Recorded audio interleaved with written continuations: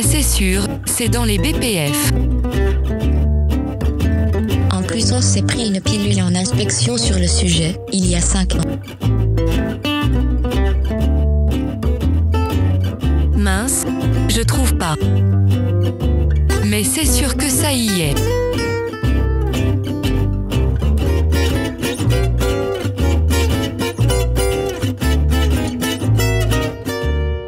Bonjour à tous et bienvenue dans cet épisode 27 de C'est marqué dans les BPF. Alors, petite nouvelle aujourd'hui, on est dans les 20%, on est dans les 20 premiers pourcents des podcasts les plus écoutés dans notre catégorie sur notre plateforme d'hébergement. Alors, ça veut dire ce que ça veut dire, mais en tout cas, la réglementation, ça intéresse. Qu'est-ce que vous allez dire là-dessus, tout le monde ? Bah écoute, c'est cool. On remercie nos écouteurs fidèles, parce que si on arrive à avoir ces stats, je pense que c'est qu'il y a des gens qui nous écoutent régulièrement. Ah oui, on va pas écouter toute ça de fois nos propres épisodes, on n'est pas non plus à ce point. Ah bon? Moi je réécoute certaines fois. En tout cas, merci à tous ceux qui nous écoutent, c'est vraiment super. Et merci pour les commentaires, les abonnements, tout ça. N'hésitez pas à vous abonner, voilà, c'est super. Sans plus attendre, allons-y pour le gros article. Le gros article 5.21. Allez, c'est parti pour la lecture. 5.21. Les résultats du processus de gestion du risque qualité doivent servir de base pour définir la portée des mesures techniques et organisationnelles devant être mises en place afin de contrôler les risques de contamination croisée. Cela peut inclure, mais sans s'y limiter, les mesures suivantes. Allez. Sans s'y limiter, j'aime bien. Mesures techniques. 1. Installation de fabrication dédiée, locaux et équipements. Ça, Ok. on l'a vu un peu au-dessus. C'est la solution. Quand c'est trop idéale. chaud, quand c'est trop toxique. 2. Zones de production confinées équipées de leur propre matériel de fabrication et de leur propre système de traitement d'air, CTA. Il peut également s'avérer nécessaire de séparer certaines utilités de celles utilisées dans d'autres zones. Ah là, t'as tout le... Enfin ça, du coup, pour les céphalosporines, Enfin ouais, c'est ça, il y a une liste à un moment, je sais plus si on l'a déjà passé, hein. Mais ça, les Américains, ils sont paranoïaques sur là-dessus. J'avais commencé à lire... J'avais fait une news sur LinkedIn là-dessus, ou je me rappelle plus. Ils ont ressorti, il y a pas longtemps du tout, un nouveau guide de fabrication des céphalosporines et des pénicillines. Genre en 2022, quoi. Ah ouais. Et tu peux, ouais, c'est fou. Si jamais tu as fabriqué des pénicillines dans un bâtiment et que tu décides d'arrêter les pénicillines, de faire autre chose, eh ben la décontamination de ton bâtiment, si tu veux redevenir FDA, c'est la mort. Tu dois tout démonter. Enfin, ça revient pratiquement à reconstruire un nouveau bâtiment. Ok. 3. Conception des procédés de fabrication, des locaux et des équipements de nature à minimiser les risques de contamination croisée au cours des phases de fabrication, maintenance et nettoyage. Ça, c'est ce qu'on a déjà dit aussi avant. Ouais, on rentre un peu dans... En gros, là, c'est le résultat de ton analyse de risque qui doit te permettre de définir ça, mais c'est vrai que ça fait un peu redite avec ce qu'on a vu avant, quoi. 4. Utilisation de systèmes clos pour la fabrication et le transfert matériel produit entre équipements. Ça, c'est avec la modernité, là. Tu sais, tous les équipements, tu sais, les granulateurs qui sont connectés au broyeur, qui sont connectés à ta cuve, qui sont connectés et du coup, tu fais tout sans que l'opérateur il voit le produit jamais, quoi. Comme ça, du coup, toute ta salle, il y a jamais de produit là-dessus. Enfin, il y a jamais de produit dans ta salle. Après, c'est... Faut vérifier les conduites de transfert, comme disait Sauf au moment de la maintenance, peut-être, où tu vas démonter, et du coup, c'est pour ça que tu avais le paragraphe juste au-dessus, quoi. Enfin, le point juste au-dessus. Ou quand tu vas en zone technique, tu trouves des petits tas de poudre. Tellement. 5. Recours à des systèmes de barrières physiques, notamment des isolateurs, en tant que mesure de confinement. Ah, c'est marrant, ça. Parce qu'on est bien dans la contamination croisée. Ok. 6. Élimination contrôlée des poussières à proximité de la source de contamination, par exemple via une extraction localisée. Ouais, donc en fait, confère l'épisode précédent, je crois, où... Donc tu mets une extraction localisée, mais ton opérateur, il se balade d'une zone à l'autre pour contrôler deux broyeurs en même temps. Parce que l'extraction localisée sur de la poudre, c'est bien gentil, mais c'est pas efficace à 100%, quoi. Oh, quand même, c'est ce que j'allais dire. Du coup, des fois, c'est vachement bien fait, surtout sur les échantillonnages et la centrale de pesée, où tu fais une visualisation du flux avec de la fumée, etc. Et les reprises d'air, des fois, souvent, même plus que des fois, hein, très souvent, c'est top. C'est au-delà de la contamination croisée, c'est même des mesures qui sont requises par pour la sécurité des opérateurs, quoi. Ouais, mais c'est pas efficace non plus à 100%, quoi. Après, faudrait aller faire, faut prouver, ouais. 7. Équipement dédié, pièces en contact avec les produits dédiés ou éléments difficiles à nettoyer, par exemple les filtres dédiés, et outils de maintenance dédiés. Bah ça, moi, je suis étonnée. Première fois que je vois qu'on parle d'outils de maintenance dédiés. Ça, j'avais jamais... Ah, outils de maintenance, j'avoue, j'avais pas trop outils de maintenance. Autant les pièces en contact produit, des fois tu les dédies parce que déjà ça permet de faire quand tu changes de l'eau, tu les mets au nettoyage et puis t'en montes d'autres et les filtres de granulateurs.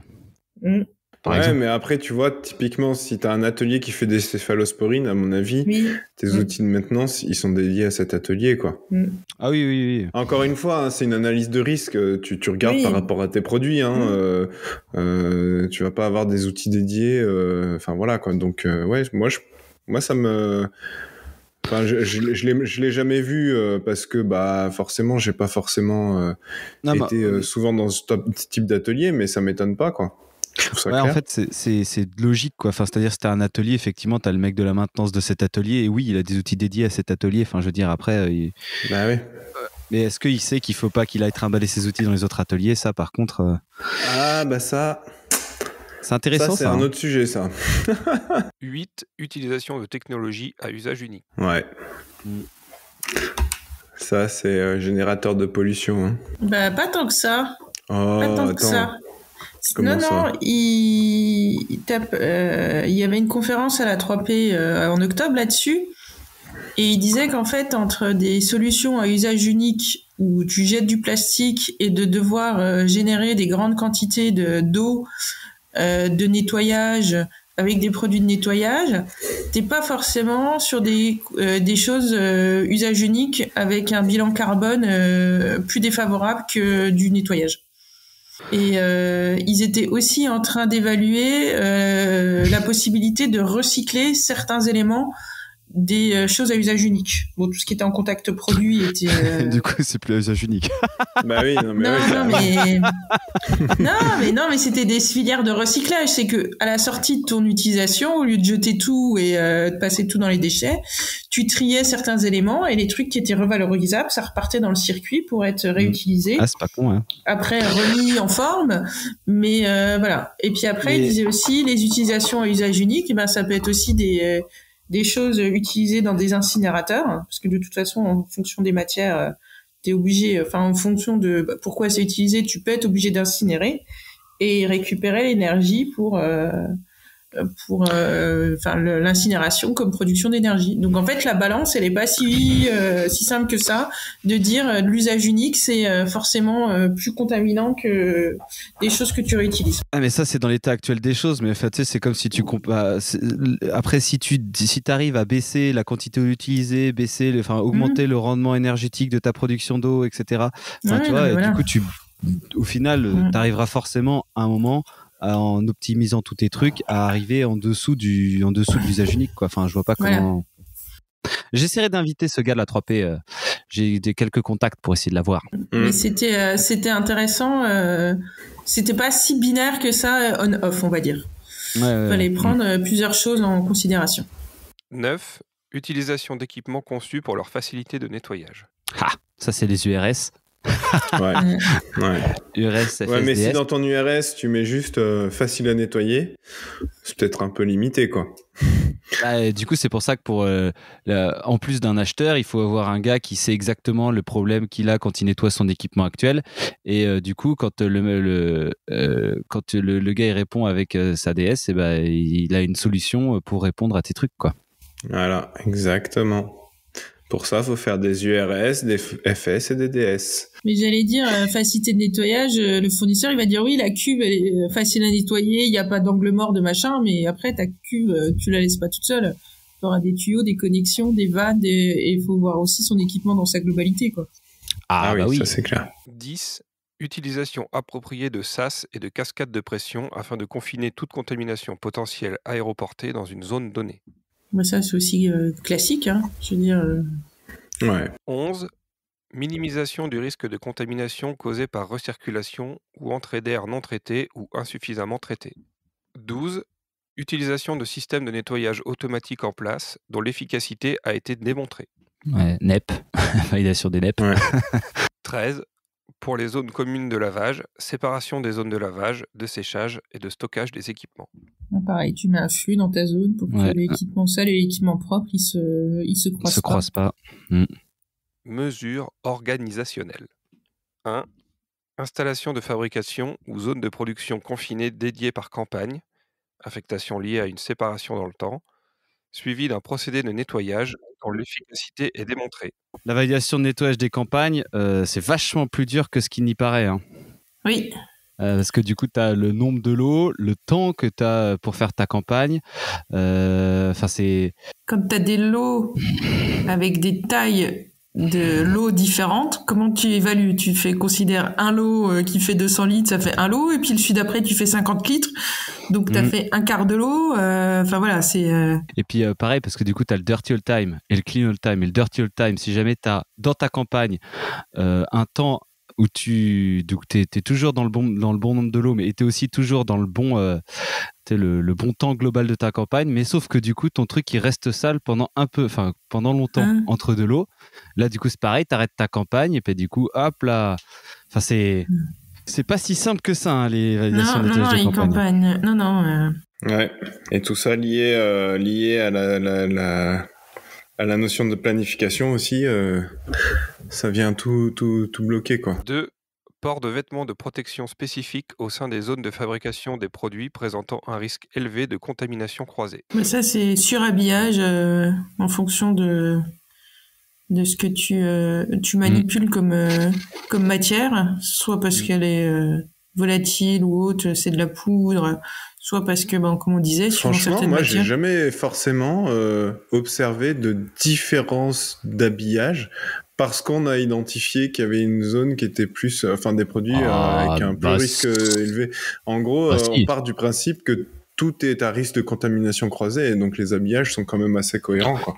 J'ai discuté il y a pas longtemps et on m'a confirmé que dans une entreprise, ils avaient fait une analyse de risque avec les matières à risque et ils avaient un surhabillage pendant l'introduction de ces matières. T'as ça, et puis même tout simplement, quand tu es dans la zone normale, enfin la zone grise, et puis que tu rentres après dans une zone où tu as des poudres pulvérilantes, tu passes toujours une seconde tenue. Point 3. Pour les produits réputés à risque plus élevé, la vérification du nettoyage après chaque campagne de produit doit être considérée comme un outil de détection permettant de justifier l'efficacité de l'approche de gestion du risque qualité. C'est marrant ça.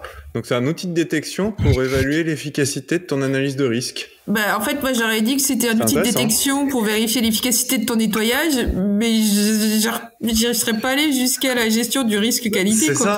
C'est ça, c'est intéressant. Pourquoi tu dis ça du coup Arnaud ? Comme dit Mélanie, moi j'aurais dit c'est un outil pour évaluer l'efficacité de ton nettoyage, pas pour évaluer l'efficacité de ton analyse de risque, mais c'est pas un reproche, je trouve ça intéressant. Okay. J'allais dire, dans le cas où j'ai eu des événements où après le nettoyage c'était pas propre, je me posais plus la question de ma campagne suivante, de ma campagne d'avant, ou comment c'était réalisé le nettoyage, que vraiment remettre en cause mon analyse de risque. Point 4. Selon le risque de contamination, vérification du nettoyage des surfaces sans contact produit et contrôle de l'air au sein de la zone de fabrication et ou des zones contiguës, afin de démontrer l'efficacité des mesures de contrôle adoptées contre la contamination aéroportée ou la contamination par transfert mécanique. Ah vache. Okay. Point 5. Mesures spécifiques relatives à la manipulation des déchets, de l'eau de rinçage contaminée et des vêtements souillés. Bon, ça, c'est normal, c'est ce que tu auras de plus contaminité dans tes zones, donc il faut que tu aies des mesures. Ouais, t'as mis en place tes bacs de collecte de vêtements, tes machins, ouais, ok. Ouais, puis les flux spécifiques des déchets, quoi. Point 6. Enregistrement des déversements, des accidents et des écarts aux procédures. Voilà. Quelque chose d'autre à dire ? Non, ouais, c'est événement détectable par nature. Voilà. Ouais. Point 7. Conception des procédés de nettoyage des locaux et des équipements de sorte que ces derniers ne représentent pas de risque de contamination croisée. Ça, ils l'ont déjà dit juste avant. Non, c'est procédés de nettoyage. On a quand même... Ah oui, conception des procédés de nettoyage. Avant, c'était les locaux, les équipements, et maintenant, c'est le nettoyage des locaux et des équipements. Autant pour moi. Point 8. Tenue d'enregistrement détaillé des procédés de nettoyage afin de s'assurer que le nettoyage a bien été effectué conformément aux procédures approuvées et utilisation d'étiquettes de statut du nettoyage sur les équipements et les zones de fabrication. Bah ça, souvent, tu as un logbook de gestion des nettoyages ou alors tu as des choses affichées dans les locaux pour que tu saches qu'est-ce qui a été fait quand. Et puis après, bah, tes équipements et tes zones, bah, tu les mets en cours, propre, en nettoyage. Enfin voilà, ça c'est assez simple comme mesure. Ouais. Point 9. Utilisation de zones communes de lavage lors de chaque campagne. Utilisation de zones communes de lavage lors de chaque campagne. Qu'est-ce que ça veut dire, ça ? Bah, j'allais dire, c'est quoi je me posais la même question. Parce qu'on est quand même dans les mesures organisationnelles de gestion du risque. Donc ça veut dire que... En gros, je pense que c'est que tu groupes tout ton nettoyage. C'est-à-dire que du coup, tu dis, OK, voilà tout ce que ma campagne a affecté et du coup, tu nettoies tout à la fin de la campagne. Voilà, au lieu d'avoir plusieurs choses. Ouais, mais après, si ta campagne, elle dure trop longtemps, ça sèche. Donc t'es pas sûr de l'efficacité de ton nettoyage si t'as pas respecté ton dirty holding time. Après, là, tu as deux choses. Là. Ta campagne dure trop longtemps, c'est pas le dirty hold time. Le dirty hold time, c'est entre deux lots d'une même campagne. La campagne dure trop longtemps, ça, c'est la validation de nettoyage de campagne. Ouais, non, mais c'est... Bah, l'idée est bonne, hein. Je veux dire, tu nettoies tout en une fois, c'est sûr que ça évite que c'est ça que ça veut dire. Mais là,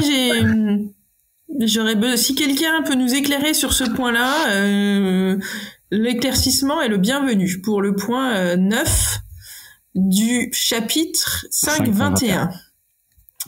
Et dernier point de ce chapitre 10, surveillance du comportement au travail afin de s'assurer de l'efficacité des formations et du respect des procédures applicables. Ah, trop bien. Des observations de tâches. Ouais. Très intéressant ce point à ce moment-là.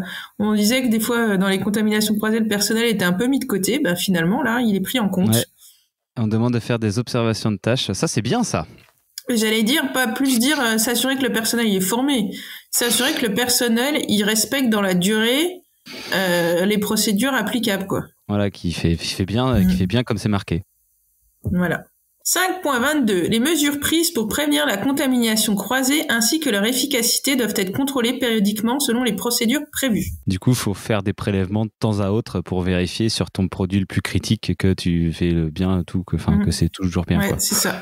Yes, punaise, on a réussi à finir ça en un épisode. Bon, c'était un épisode qui était certainement un peu long, mais néanmoins, c'était très intéressant sur la contamination croisée. Non, pour une fois, c'est bien structuré. Ouais, c'est plutôt pas mal, je dois avouer. En tout cas, c'est un bon guide, quoi. Tu prends ça et tu as des bonnes réflexions pour j'allais mettre dire, en place ta démarche. Même s'ils disent que la liste n'est pas exhaustive, je veux dire, pour quelqu'un qui sait pas par quel bout l'employer, ça leur fait quand même un bon outil de travail pour démarrer. C'est clair. Après, je suis pas mauvais en validation de nettoyage, mais j'avoue, c'est pas ma spécialité non plus. Je pense qu'il y a des petits trucs qui doivent m'échapper au bout d'un moment. Ouais. Mais c'est vraiment la validation de nettoyage, c'est vraiment c'est quasiment un truc compliqué. C'est une spécialité, quoi. Enfin, je veux dire, ah bah oui. Il y a des boîtes de consulting, Cofaclean et tout ça, qui sont spécialistes là-dedans. Parce que c'est vrai que quand tu peux vite te monter la tête et faire des trucs hyper compliqués, alors qu'au final, là c'est bon, c'est pas trop risqué, tandis que là où c'est super chaud. Puis même quand tu as des déviations sur du nettoyage non conforme, c'est pareil, quoi. Tu as vite fait de... Ouais, de prendre peur, ouais. À tort ou à raison. Dans le nettoyage, c'est quand même un sujet vraiment... à la fois compliqué et en même temps super important, quoi. Ouais.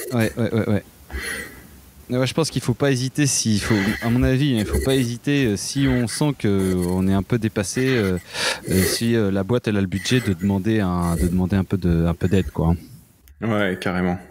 Je pense pas que chaque site peut avoir son propre expert nettoyage autant que certaines boîtes de conseil qui peuvent avoir des gens où c'est leur job en fait et qui seront bien éclairés, quoi. Ouais. Enfin voilà, donc c'est tout pour cette contamination croisée et on se retrouve bientôt pour un prochain épisode validation. C'est marrant ça, hein, validation intéressant. au sein de la production.